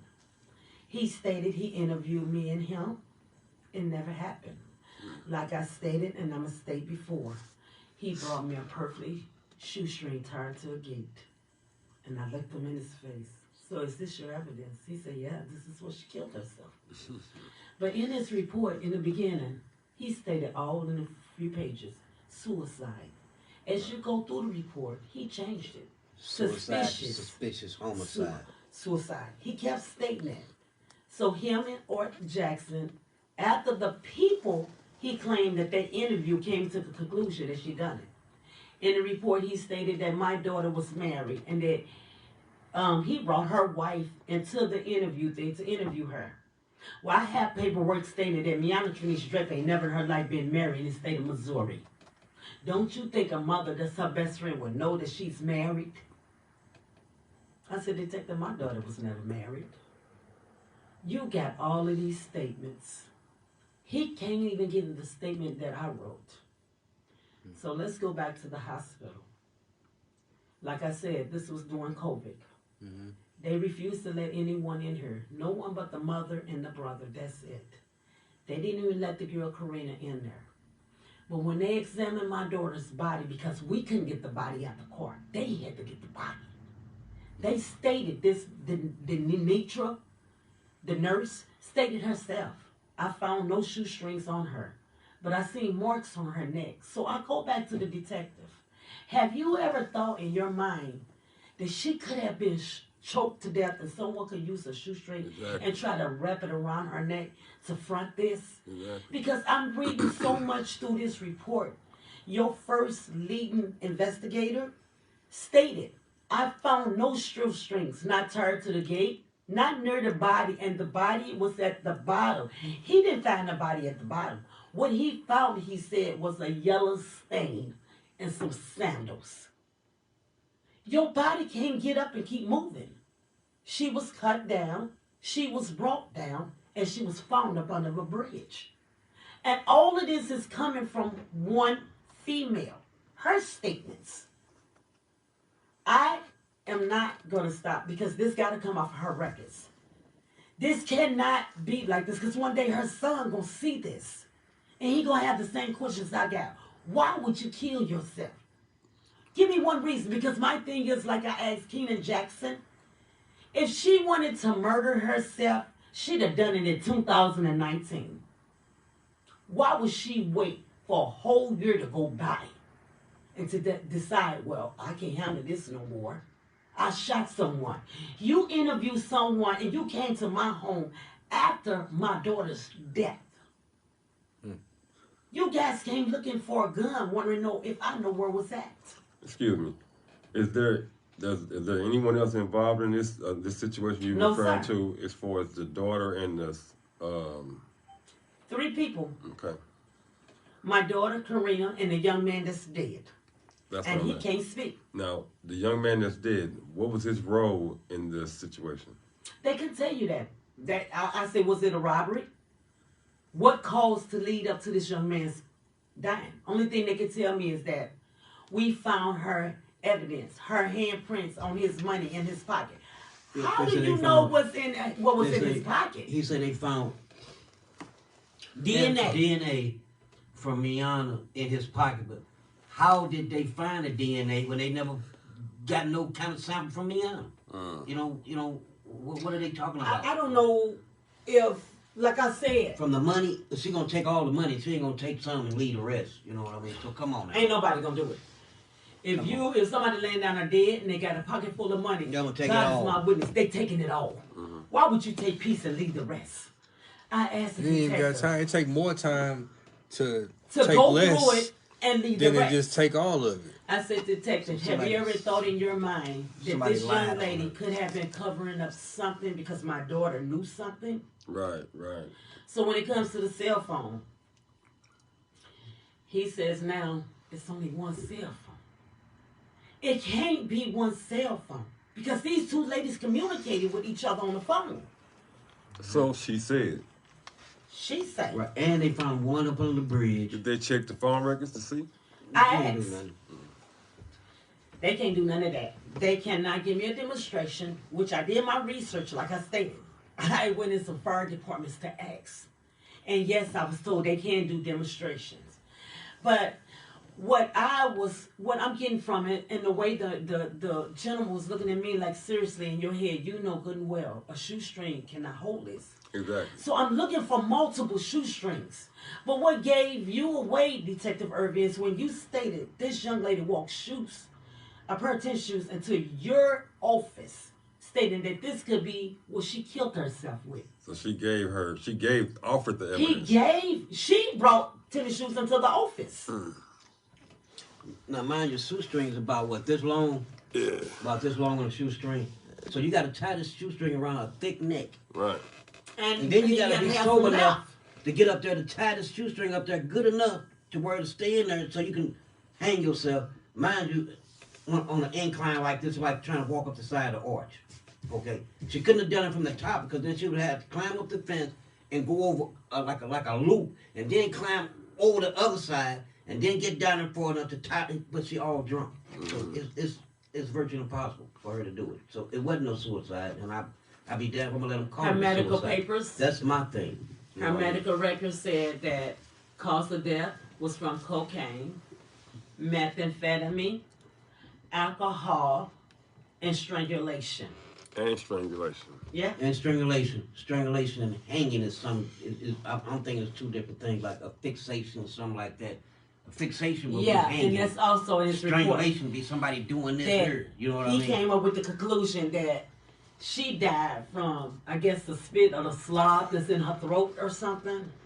I'm confused. I'm gonna say this again. I'm not a coroner or none of them people, but just off of common sense, if a person that weighs about 165 pounds is hanging themselves off of a gate, then the gate itself would have to. There would be some damage on the gate. You know what I'm saying? Not only that, the body weight of a fresh body with a shoestring is going to cut into the neck. All right, that type of weight is going to cut. Not just, it's not going to just bruise the neck. It's going to cut. It's going to cut, and down there probably get into there, and it's going to be some blood. Trust me. None. Yeah. No blood around her neck. Like my son stated, it looked like she was fighting, but somebody was trying to drag her up this hill. And they wasn't successful. So they never checked on her fingernails for nothing. None of that. None of that. Nope. And the coroner said himself that the reason why she didn't come out there because the nurse said that it looked like she was hung.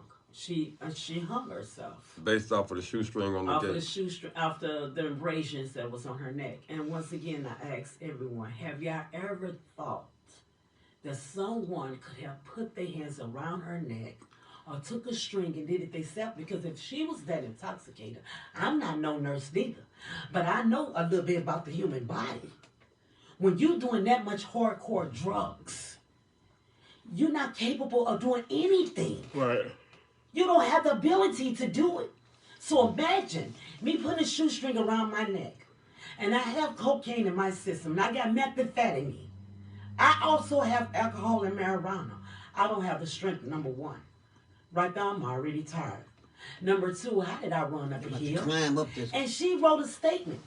In the statement, she said that she called the baby father, and the baby father called me and I told him to take the Grey Goose bottle from my daughter. How will I know what was my daughter drinking that night? She made a statement that the baby daddy. Okay. So what did the baby daddy say about that? They supposed to call me, and I supposed to respond by saying, just take the bottle from her. And no one ever called that me. If somebody called her about that, I guess what would have been happening? Me and her would have been going up there. We'd have been going. We'd have been going up there to take. We weren't gonna tell nobody to take them. Me and her would have been going up there to get it, like we always do.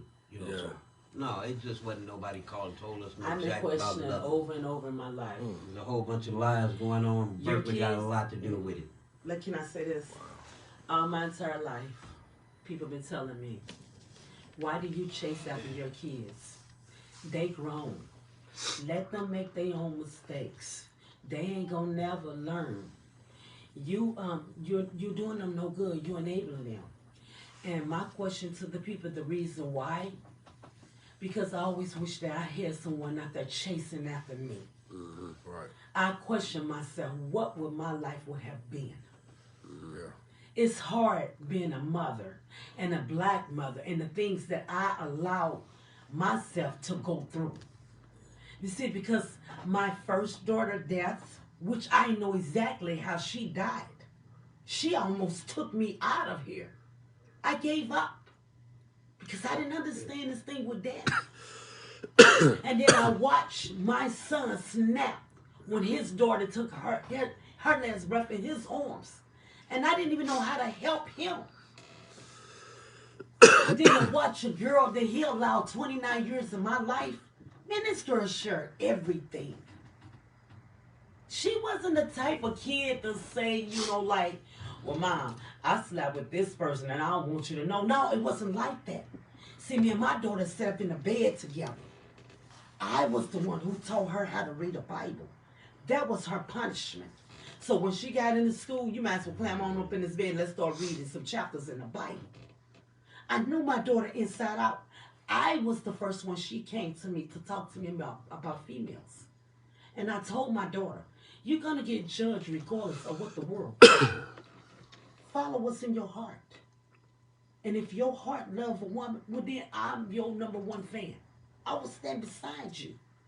Because I'm a firm believer in the heart knows what the heart wants. If you love a guy, well then I'm with you on that. Because when it all boils down, who am I to judge anybody, including my own children?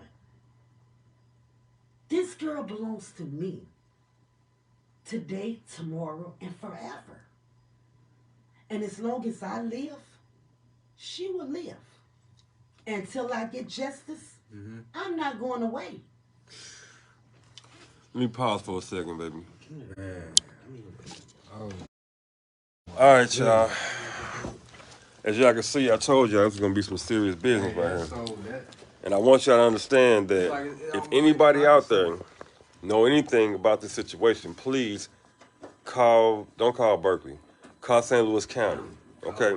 Call St. Louis County. If y'all got a number or something y'all want to say, hold on, let me get some information. Matter of fact, hold on real quick. First, let's go back over here, people. So we can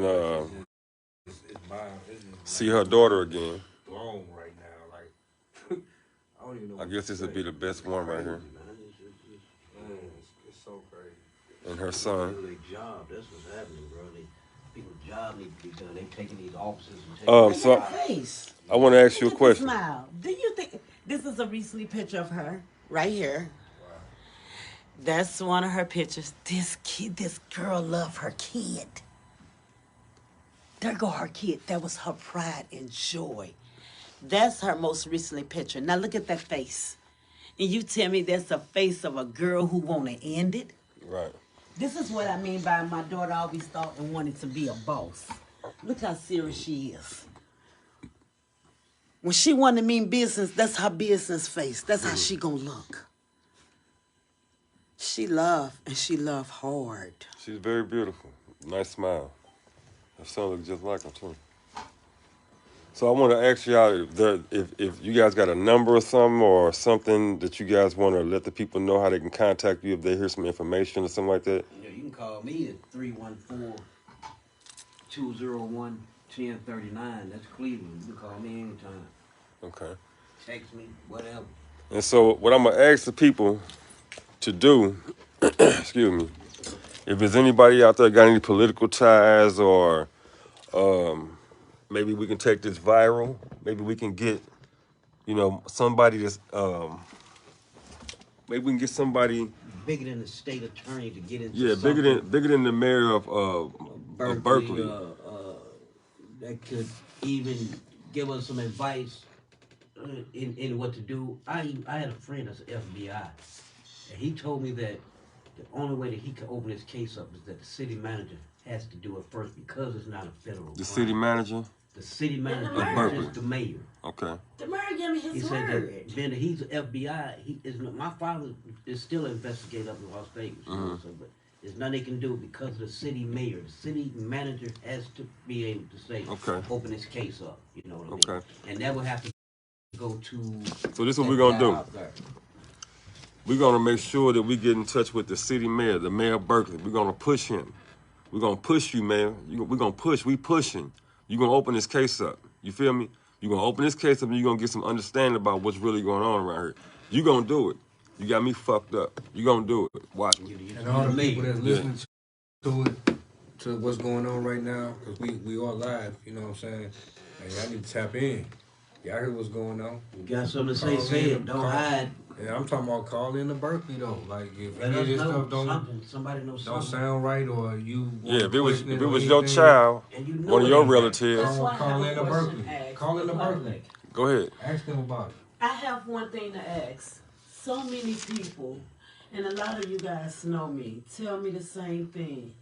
You gotta let go and let God have it. I done that. Trust and believe me. I have more faith in God and I love God more than I can ever love my own child. But this is my thing. There's no set time on any mother grieving. There's no set time on any mother ever getting over her child because it won't happen.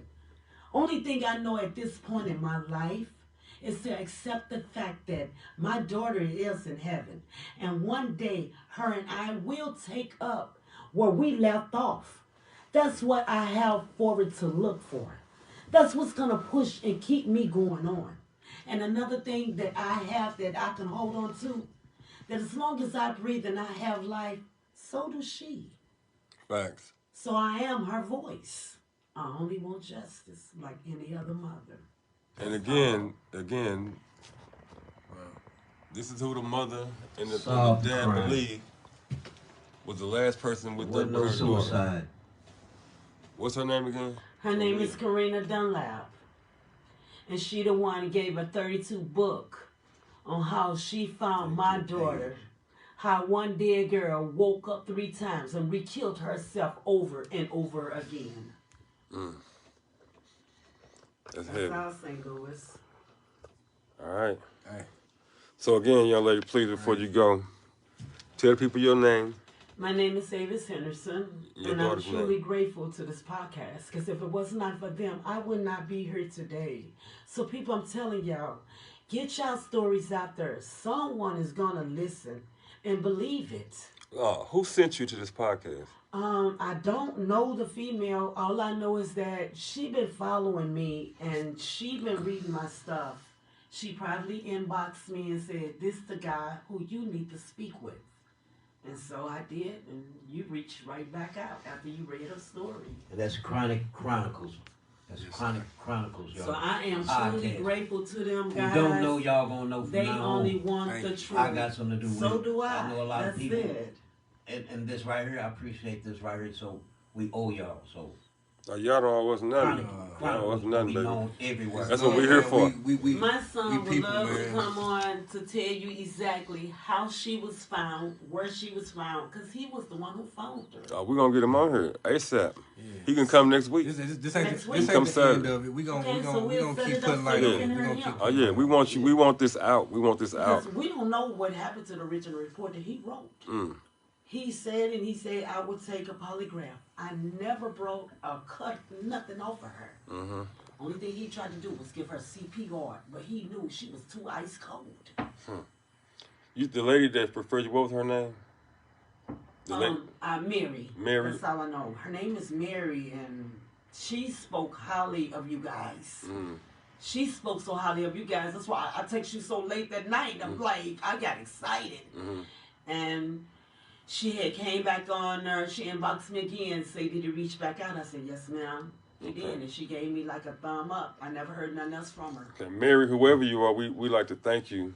So I don't know her her. I never our heard way. of her, but all I know she from some part of St. Louis, Missouri. Because other than that, I never heard of you guys. And we'll keep y'all out there too. Yes, sir. We will keep you out Yes, there sir. for sure. Just like I'm ready to start the marches. radio station. That's I'm what ready to y'all start gonna be next. By the protesting. time we get done. And my church is willing to stand behind me because, Mary, you got to keep your word. You told me. We cried on the phone together. That's what's hurting me the most. I almost 3 hours on the phone with the mayor of Berkeley. And he said himself, this is not right. But then 4 days after the call, you just stopped talking to me. I shouldn't have to go through Facebook or no social media to get answers. I'm a taxpayer too. That's right. And I vote. And that's how you getting paid. That's how he getting paid. Thank you guys. I truly appreciate appreciate you guys. Oh man, we really appreciate y'all Absolutely. coming through Thank you tonight. so much Absolutely. for allowing us this moment, and we'll meet up next week. I appreciate Yes, ma'am. Yeah. Yes, ma'am.